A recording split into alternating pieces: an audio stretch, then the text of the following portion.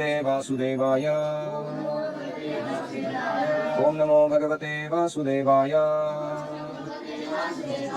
ओम नमो भगवते वासुदेवाय। हरे कृष्णा। हम पढ़ रहे हैं श्रीमद् भगवद गीता अध्याय 9 श्लोक संख्या 3। अश्रद्धधाना पुरुषा धर्मस्यास्य परन्तप अप्राप्य मां निवर्तन्ते मृत्यु संसारवर्त्मनि।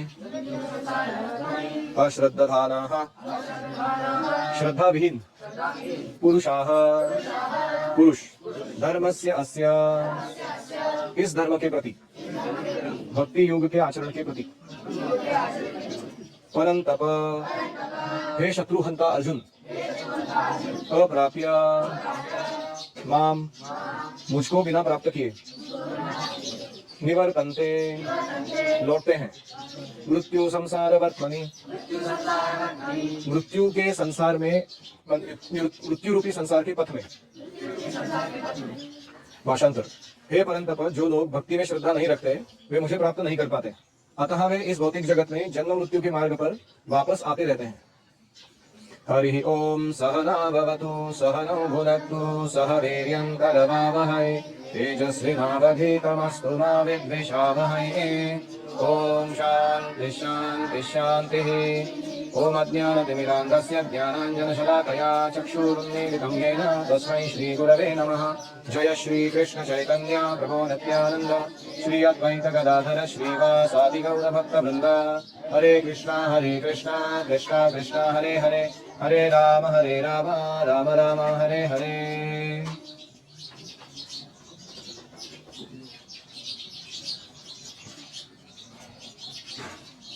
हरे Krishna. Welcome to study of Bhagavad Gita. हम ये जो 9वां अध्याय पढ़ रहे हैं इसका शीर्षक है राज विद्या राजगुह्य योग।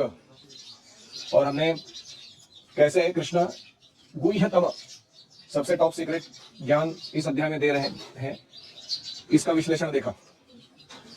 उन्होंने सबसे पहले बात कही कि असूया यानी कृष्ण के प्रति द्वेष नहीं करना, ये इस ज्ञान को प्राप्त करने का पहला क्वालिफिकेशन है।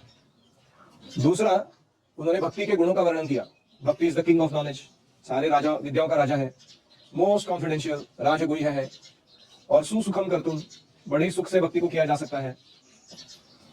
और अभी वो वर्णन करने जा रहे हैं कि जो अश्रद्धा है वो इसे भक्ति के मार्ग को प्राप्त नहीं कर सकते। तो जो ज्ञान कृष्ण देने जा रहे हैं उसका गुणगान वो पहले कर रहे हैं इन 3 श्लोकों में। तो आज का श्लोक है अश्रद्धधानाः पुरुषा धर्मस्यास्य परन्तप अप्राप्य मां निवर्तन्ते मृत्यु संसार वर्त्मनि। प्रभुपाद जी लिखते हैं कि श्रद्धा विहीन लोगों को भक्ति योग प्राप्त करना बड़ा कठिन है। श्रद्धा कहां से उत्पन्न होती है? भक्तों के संग से। कुछ लोग हैं वेदों को पढ़ने के बाद भी या महापुरुषों से सुनने के बाद भी ईश्वर में श्रद्धा नहीं रखते, वो झिझकते हैं, भक्ति में दृढ़ नहीं रहते हैं। ऐसे लोगों को कृष्ण भावना रूप में प्रगति करना बहुत मुश्किल है। क्या श्रद्धा होनी चाहिए हमारी? यथा तरोर्मूलम निषेचनेन, पेड़ की जड़ में अगर पानी डालेंगे तो सब जगह में पानी अपने आप पहुंच जाएगा, टहनी पत्ते फूल सारे खिल जाएंगे। ये विश्वास की बात है ना। पहले पानी जड़ में डालना पड़ेगा जो दिखता नहीं है, और ये विश्वास होना कि वहां डालने से सब जगह पहुंच जाता है, तो वो परिणाम देख पाना, इसके लिए श्रद्धा चाहिए। अगर कोई कहेगा व्यक्ति तुमको पत्ते को पोषण देना है ना, फूल को पोषण देना है ना, तो ये स्प्रे बॉटल लेके स्प्रे करके किस पे मारो पानी? पत्ते पे मारो, फूल पे मारो, उसको पानी दो। और कहीं कहीं कहने नहीं ऐसे नहीं करना है, वो जड़ में पानी डालना है। वो बोलते जड़ का है, वो तो जमीन के नीचे है, उन्हें दिख नहीं रहा, बोलते वहां पानी डालने से इधर पानी आने वाला है। और ये व्यक्ति कहता है कि मेरे को इस पर श्रद्धा नहीं है। आप ये क्या नॉन साइंटिफिक बातें कर रहे हो? सीधा पानी मारो पत्ते के ऊपर। तो कुछ लोगों का यही मानना है कि हम अपने समाज का, कुटुंब का, राष्ट्र का भगवान को छोड़ के पोषण करेंगे और उससे हम सुखी हो जाएंगे। इसको कहते हैं अश्रद्धा। और इसलिए ये श्रद्धा जरूरी है कि यहां पानी डालने से हालांकि दिखता नहीं है वो जड़, वो सब जगह पहुंच जाता है। ये इसको श्रद्धा कहते हैं। ये जीवन दर्शन है, ये फिलॉसफी है जीवन को देखने की। तो इसमें 3 प्रकार के लोग आते हैं जिनके पास श्रद्धा है। उनकी 3 श्रेणियां हैं। पहला है जो भक्ति में लगे हुए हैं लेकिन भक्ति में श्रद्धा नहीं है, ऊपर ऊपर से कर रहे हैं भक्ति के कार्यों को, उन्हें सिद्धावस्था प्राप्त नहीं होती, वो सिद्ध ईश्वर नहीं बनते। और कुछ समय के बाद ये लोग भक्ति से नीचे गिर जाते हैं, वो टिकते नहीं है। भले ही भक्ति में लगे रहे, लेकिन श्रद्धा के अभाव में कृष्ण भावनामृत में उनका लगा रह पाना कठिन है।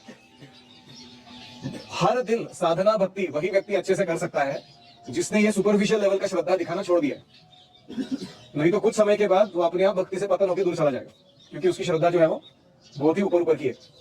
हम इसको कनिष्ठ अधिकारी भी कह सकते हैं। इसकी श्रद्धा बहुत दृढ़ नहीं है, लेकिन कोई कारणवश वो भक्ति छोड़ के जा सकता है। कभी कभी क्या होता है, लोग कृष्ण भावनामृत में किसी गुप्त उद्देश्य से आते हैं। किसी को नौकरी चाहिए, किसी को छोकरी चाहिए, किसी को अपने बीमारियों से ठीक होना है, किसी को अच्छे मार्क्स चाहिए। मेरे समय में हमारे यूथ प्रोग्राम में जो लोग आते थे, ज्यादातर लोग इंग्लिश सीखने के लिए आते थे, क्योंकि हमारे भक्त लोगों का अंग्रेजी में क्लासेस ऐसे फर्स्ट क्लास रहते थे। उनको लगता था कि अरे इनके सानिध्य में रहूंगा ना, मेरा इंग्लिश एकदम पक्का हो जाएगा। तो ऐसे कभी कभी कुछ गुप्त उद्देश्य लेकर लोग आते हैं भक्ति में। लेकिन जैसे ही उनकी आर्थिक दशा या जो भी है वो सुधर जाती है, तो वे भक्ति की विधि को पुनः त्याग करते हैं और पुराने ढर्रे पर लग जाते हैं। पुराना जो उनका स्टाइल था जीवन जीने का, भौतिकवादी जीवन, वैसे वापस जीना शुरू करते हैं। आप ऐसे कितने लोगों ने ऐसे लोगों को देखा है? मैंने बहुत लोगों को देखा है। इस कॉल में कितने लोगों को आया हुआ देखा है मैंने। उनका आर्थिक स्थिति सुधरने के बाद वो भक्ति से पूरे कट ऑफ नहीं हुए, आते हैं अभी भी, लेकिन बहुत सुपरफिशियली भक्ति फॉलो करते हैं। वो संडे टू संडे विजिट मारते हैं कभी, लेकिन अपने पर्सनल लाइफ में बहुत दृढ़ता से भक्ति नहीं करते। रिसेंटली कपल आके गए यहाँ पे, उनके माता जी का दीक्षा हो चुका है, लेकिन उनका साधना कुछ भी नहीं है। I was shocked. वो साधना करते ही नहीं है, कभी भी उठते हैं, कभी भी सोते हैं। और अभी कभी उनको बोलो आप ऐसा क्यों कर रहे हो, तो बोलते घर के काम इतने होते हैं, हमारा जो रोजमर्रा का जिंदगी इतना टाइट हो गया है, समय कहाँ मिलता है। लेकिन इनके पास ऐसे देखा जाए तो भौतिक कार्यों के लिए बहुत समय है। तो ये पहले टाइप के लोग हैं, श्रद्धा के नाम पे अश्रद्धा पालन करने वाले। दूसरा है, प्रभुपाद कहते हैं, दूसरी कोटि में वो व्यक्ति आते हैं जिन्हें भक्ति शास्त्रों का ज्ञान नहीं है, लेकिन स्वतः स्वीकृत श्रद्धा है कि कृष्ण भगवान है और कृष्ण भक्ति सर्वश्रेष्ठ मार्ग है। ऐसा उनको दृढ़ श्रद्धा है।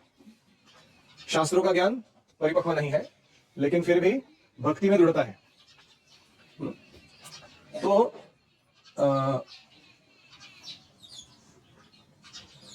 ये लोग जो है, जैसे मैंने एक बार देखा था, हम दौड़ गए थे, हमारे एक ब्रह्मचारी की माता थी, और वो माता को सबसे अच्छा क्या लगता था पता है? वैष्णवों को प्रसाद बना के खिलाना। और वो वारकरी संप्रदाय से थी, तो हरे कृष्ण मंत्र का जप करती थी एक माला, लेकिन वो जय जय राम कृष्ण हरि का बहुत जप करती थी। दिन का ऐसे कुछ 1 लाख बार, 1 लाख बार करती थी जब। तो लेकिन जब भी भक्तों को प्रसाद खिलाने की बात आती थी ना, वो एकदम बूढ़ी थी वो, लेकिन इतना उत्साह था उसके अंदर खिलाने के लिए प्रसाद। तो जब उनके मृत्यु का समय आया वो माता के, उसको फिलोसॉफी कुछ ज्यादा मालूम नहीं था कि शास्त्र के आधार पर भक्ति क्या चीज है, कृष्ण कौन है, उनके सारे ऐश्वर्य कौन से हैं, या अलग अलग जो सदाचार के नियम होते हैं, वो सब इतना नहीं मालूम था कुछ। लेकिन उनकी ये सेवा भावना के कारण उनके आखिरी के क्षणों में उन्होंने अपने बेटे को बुला लिया अपने पास, बोला कि मैं अगले 2 दिन बाद शरीर छोड़ने वाली हूँ। उसको पता चला था कि मैं ऐसे छोड़ूंगी, और मेरी इच्छा है कि मेरे साइड में भक्त लोग हो उस समय। तो हमारे मंदिर से हम लोग, क्योंकि हमारे मित्र था वो ब्रह्मचारी, सब लोग उठे गए वो माता जी को सेंड ऑफ देने के लिए, और उसके साइड में जाके 1 दिन पूरा कीर्तन किया हमने, जैसे उसने बोला था वैसे। और दूसरे दिन सुबह है, जैसे ही ब्रह्म मुहूर्त आया, मंगल आरती का टाइम 4:30, तो उन्होंने शरीर छोड़ा, भक्तों के संकीर्तन को सुनते हुए और अपने भगवान का नाम लेते हुए मुंह से। और उनके मुख से आत्मा निकली बाहर। जब आ करके मुख खुला रहता है ना, तो समझ लेने का कि वो मुख से निकला है, और वो ऐसे भगवान के घर चली गई। अभी उनका जो फिलोसॉफिकल अंडरस्टैंडिंग था, उन्होंने कभी भक्ति शास्त्री डिग्री नहीं किया था, उन्होंने कभी इस्कॉन डिसाइपल्स कोर्स, दीक्षा भी नहीं हुआ था उनका दीक्षा होने वाला था लेकिन हुआ नहीं था। और जो भी, तो ऐसे कुछ लोग हैं, इनकी श्रद्धा की जो स्टेज है वो बहुत ऊंची है पहले वालों से। अभी तीसरे कोटि के व्यक्ति को यह श्रद्धा है कि कृष्ण भक्ति उत्तम है, लेकिन भागवत और गीता जैसे शास्त्रों से अभी तक ज्ञान नहीं मिला है, यहां वहां का बहुत पढ़ के रखा है। तो इनकी प्रवृत्ति कर्मयोग या ज्ञान योग में रहती है। आपको ऐसे लोग आजकल के हिंदू ऑर्गेनाइजेशंस में बहुत मिलेंगे कि इनको श्रद्धा तो है कृष्ण भक्ति के बारे में, लेकिन गीता और भागवत इन शास्त्रों पर विशेष रूप से श्रद्धा अभी तक आई नहीं है, या सुना नहीं है उससे बहुत अच्छे से। तो इनका आकर्षण कर्मयोग के प्रति, ज्ञान योग के प्रति ज्यादा रहता है, भक्ति योग के प्रति कम रहता है। और ये कभी कभी ये भक्ति में आने के बाद भी अपना वो राष्ट्र प्रेम के कार्य या कोई कर्मयोग के कार्य या कोई ज्ञान योग के कार्य वही जारी रखते हैं वो लोग। ज्यादातर संस्कृत सिखाना लोगों को, भक्ति दृढ़ता से नहीं कर पाते। तो ये तीनों प्रकार की श्रद्धा में से हम किधर आ रहे हैं वो हमें देखना चाहिए। और सारे कनिष्ठ अधिकारी माने जाते हैं तीनों के तीनों। मध्यम अधिकारी बनने के लिए हमें एक विशेष गुण चाहिए और वो है कि भक्ति में निष्ठा चाहिए, दृढ़ श्रद्धा चाहिए, और हम दूसरे किसी मार्ग को स्वीकार नहीं करते हैं अपने जीवन में। तो प्रभा जी लिखते हैं, एक दृष्टि से देखा जाए तो ये तीनों कैटेगरी के लोग श्रद्धालु लगते हैं, लेकिन इनकी श्रद्धा परिपक्व नहीं है। एक की ऊपर की श्रद्धा थी, दूसरे को शास्त्रों का ही ज्ञान नहीं था, और तीसरे को गीता भागवत का विशेष रूप से ज्ञान नहीं था। शास्त्रों का ज्ञान था लेकिन गीता भागवत का ज्ञान नहीं था, इसलिए वो कर्मयोगी ज्ञान योगी बन के बैठा था, भक्ति योगी नहीं बना था। तो ऐसे लोग जो है अप्राप्य मां निवर्तन्ते मृत्यु संसार वर्तमनि, मुझे प्राप्त नहीं करते हैं, पुनः एक बार इस जगत में जन्म लेते हैं और जहां से छोड़ा था वहां से आगे अपने भक्ति को चालू रखते हैं। तो ये हुआ तीसरा।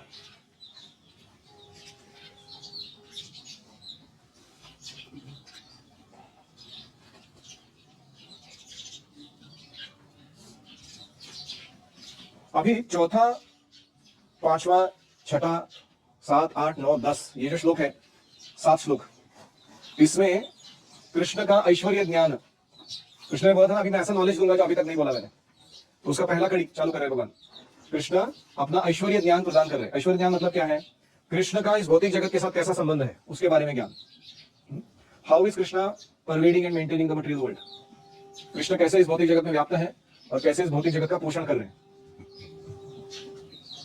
तो पहले 2 श्लोकों में, पहले 3 श्लोकों में, 4, 5, 6 में, how Krishna does it through his energies, not directly, अपनी शक्तियों से ये करवाते हैं, स्वयं डायरेक्टली मटेरियल वर्ल्ड में इन्वॉल्वमेंट नहीं करते हैं, ये वर्णन देखेंगे। दूसरा कि मटेरियल वर्ल्ड का क्रिएशन और डिस्ट्रक्शन कृष्ण की इच्छा से बारंबार होता रहता है, लेकिन ये सारा जो कार्य है डिस्ट्रक्शन, मेंटेनेंस, क्रिएशन का, ये कृष्ण के ऊपर कर्म का बंधन नहीं लगाता है। इतने सारे जीवों को उत्पन्न करना, इतने सारे जीवों को मार डालना, इससे कर्म आएगा नहीं आएगा, ये कृष्ण को कर्म नहीं लगता है। कैसे नहीं लगता है उसका वर्णन हो देता है। और आखिर में कि कृष्ण कहते हैं कि how I am the supreme director of everything, हर मयाध्यक्षेण प्रकृति, I am the supreme presiding director of everything in the material world, ऐसे खुद को वो घोषित करते हैं। तो अभी हम पहला श्लोक देखेंगे। ये 4, 5, 6 श्लोक समझना बहुत कठिन है, थोड़ा ध्यान से सुनिए। एक भले भले लोग इसको पढ़ने के बाद चक्कर खा जाते हैं।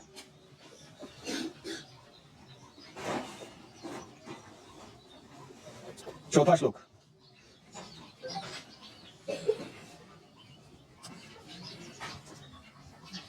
मया ततमिदं सर्वं जगदव्यक्तमूर्तिना मत्स्थानि सर्वभूतानि न चाहं तेषु अवस्थितः।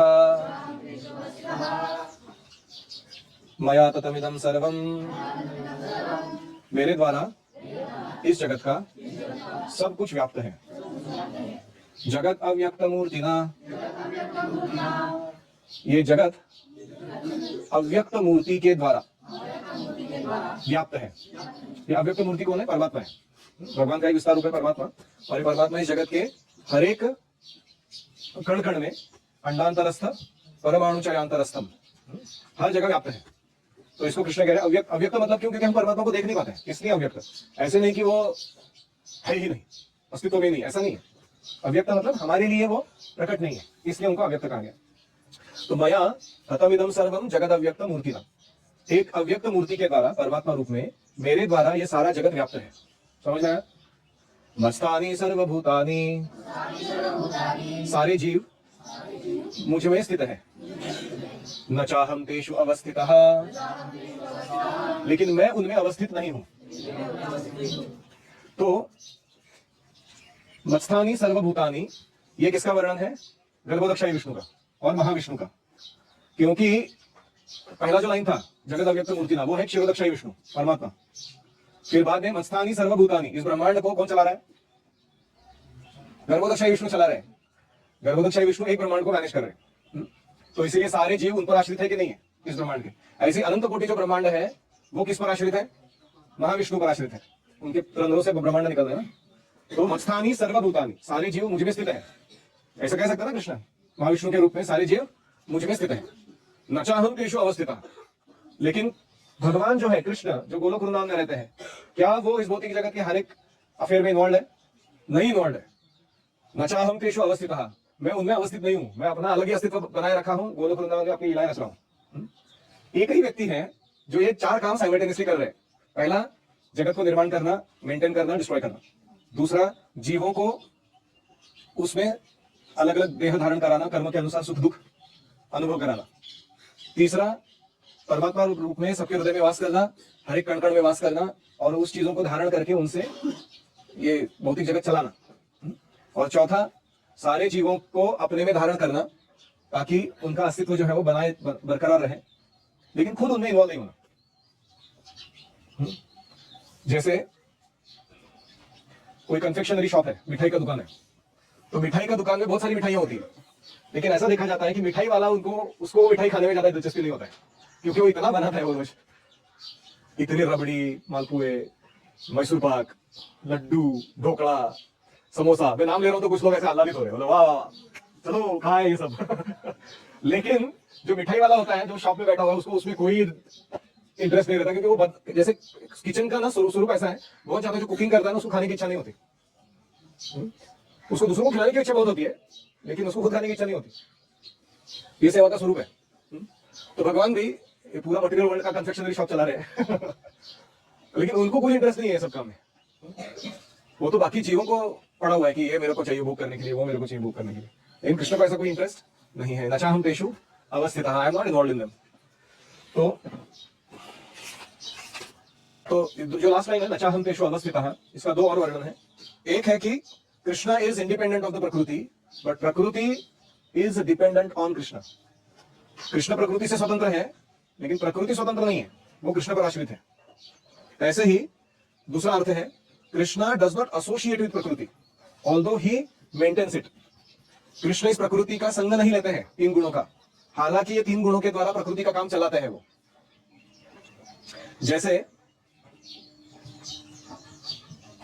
कोई राजा होता है, वो अपने राज्य को चलाता है, लेकिन हर एक डिपार्टमेंट में पर्सनली इन्वॉल्व नहीं रहता, और जो लोग राज्य के कार्यभार को चलाने में उसकी मदद कर रहे हैं, उसके जैसे उसके सुख दुख नहीं होते। जो छोटे लोग अच्छा रखते हैं, या छोटे लोग जो उपभोग करना चाहते हैं, वैसी इच्छा राजा को नहीं होती। जैसे कोई खेती करने वाला व्यक्ति है, उसको अपने खेती से जो उपज आ रहा है, उसका प्रॉफिट लॉस का चिंता हो रहा है, और उसको अपना बेटी का शादी कराना है, या कुछ नया पकवान बना के खाना है, तो ये सारे टेंशन्स राजा के जीवन में नहीं आते, वो ये सबसे मुक्त है वो। इसीलिए प्रकृति का संग नहीं करते हैं भगवान, लेकिन प्रकृति के द्वारा कार्य करवा कर लेते हैं। ये जो कृष्ण का गुण है, ये हर एक लीडर को सीखना चाहिए। हम जो प्रकृति निर्माण करेंगे, जैसे गुरुकुल हमने निर्माण किया अगर, तो इसका संग नहीं लेना है। संग नहीं लेना है मतलब इससे प्रभावित नहीं होना है, अपने जीवन के सुख दुख को इस पर आश्रित नहीं रखना है, इसमें आसक्त नहीं हो जाना है। लेकिन क्या ये सही रूप से कार्य कर रहा है कि नहीं, ये कर्तव्य बराबर करना है। आप समझ रहे हो बात? संग नहीं लेना, लेकिन सिस्टम को अच्छा चलाना, इसको कहते हैं सिस्टम डिजाइन। ये सीखना है तो भगवान से सीखना चाहिए, सिस्टम कैसे डिजाइन किया जाता है। तो जैसे कोई डायरेक्टर है ड्रामा कंपनी का, वो बैकग्राउंड में बहुत सारा अरेंजमेंट करता है, वो ड्रामा पूरा सेट करता है, और फिर वो ड्रामा जब चालू हो जाता है, वो डायरेक्टर क्या कहता है, वो क्या वो ड्रामा में इन्वॉल्व हो? नहीं, वो सिस्टम चल रहा है। वो डायरेक्टर अपने घर में बैठ के अपना अपना बीवी बच्चे के साथ गप्पे मार रहा हो, ऐसा नहीं कि वो ड्रामा में इन्वॉल्व हो अभी भी। ऐसे ही प्रकृति का काम भगवान चला देते हैं। ये उदाहरण समझ में आ रहा है ना? तो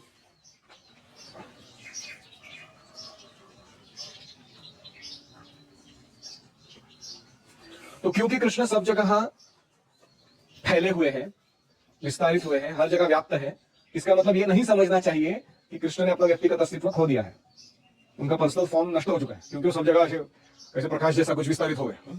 ऐसा नहीं है, यही अचिंत्य है। ये शक्ति जो भगवान की है, कैसे वो ऐसे कर सकते हैं, ये हमारे समझ के बाहर है। तो क्रूड उदाहरण दिया जा सकता है। सोचो किसी ने कोई बड़ी सॉफ्टवेयर कंपनी बनाई, माइक्रोसॉफ्ट। तो माइक्रोसॉफ्ट कंपनी में जो नियम कानून है, उसका जो फंक्शनिंग चल रहा है, वो सिस्टम डिजाइन किसने किया? बिल गेट्स ने किया, फॉर एग्जांपल, ओनर के रूप में। तो इसलिए क्या कंपनी के हर एस्पेक्ट में बिल गेट्स इन्वॉल्व है कि नहीं है? इन्वॉल्व है, क्योंकि उसके बनाए हुए नियमों के अनुसार कंपनी चल रही है। लेकिन क्या बिल गेट्स खुद आके बैठा हुआ है उधर हर चीज को करने के लिए? नहीं बैठा हुआ है। हर एक एम्प्लॉय के पास जो कंप्यूटर है उसके स्क्रीन पे कभी भी बिल गेट्स उपस्थित हो सकता है कि नहीं हो सकता है उसके कंपनी में, और उसको डायरेक्ट आदेश दे सकता है कि नहीं दे सकता, तुमको ये करना ये नहीं करना। लेकिन ये करते हुए भी क्या बिल गेट्स स्वयं वहां उपस्थित है? नहीं उपस्थित है। और लास्टली, अगर बिल गेट्स को देखा जाए किधर बैठा हुआ व्यक्ति, तो उसने कहीं तो एक आइलैंड लिया हुआ है अपना खुद का, वो आइलैंड पे बहुत अच्छा सिस्टम बना हुआ है, खाने पीने की चीजें हैं, उसके परिवार के पर्सनल एकदम अंतरंग लोग बैठे हैं वहां पे और बहुत सारा मौज मजा चल रहा है, और माइक्रोसॉफ्ट कंपनी जो चल रहा है उसके साथ उसका कोई लेना देना नहीं, वो अपना ही एक अलग अस्तित्व आनंददायक उपभोग कर रहा है। ये समझ में आए तीन फीचर्स? तो पहला फीचर था वो ब्रह्मन फीचर था, ऑल परवेडिंग थ्रू सिस्टम्स। दूसरा फीचर था वो परमात्मा फीचर था, ऑन स्क्रीन 1-to-1 गाइडेंस। और तीसरा फीचर था वो भगवान फीचर था, कंप्लीटली इंडिपेंडेंट, उनको ये माइक्रोसॉफ्ट से भी लेना देना नहीं। तो ऐसे ही भगवान की अचिंत्य शक्ति है कि वो ये तीनों काम साइमल्टेनियसली कर सकते हैं। हम भी आगे चल के जब सेवाएं करेंगे, ये तीनों सिस्टम हमें डिजाइन करने आने चाहिए, तभी हम उस सिस्टम को पक्का चला पाएंगे। एनी रिफ्लेक्शंस और क्वेश्चंस?